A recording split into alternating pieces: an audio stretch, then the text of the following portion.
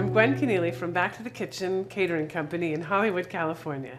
Today we're going to be making baked pork chops. What I like to do is take a marinade using Chinese mustard, raspberry jam, ginger, garlic, and a little bit of rice wine vinegar. I mix it up and then I pour it right onto vegetables. Here I have Brussels sprouts, I have peppers, and then I mix it up a little bit.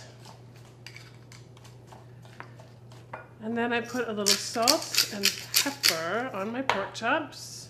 These are just nice bone out pork chops.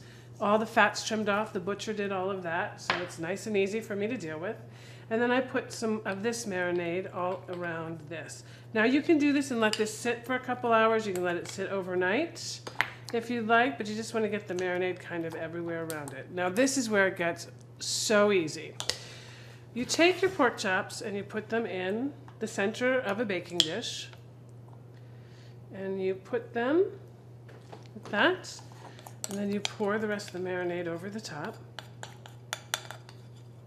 Then you add your vegetables. These vegetables are just going to give a nice flavor, but they're also going to give you kind of a one-stop meal. You've got your veggies, your meat, you just steam some rice, make a potato, and you got a full meal. So we do this, and I'm using kind of a pretty baking dish because you'll be able to serve it in the same dish that you bake it in. So this is what you can do. And then you can cover it in foil and put it in the fridge overnight.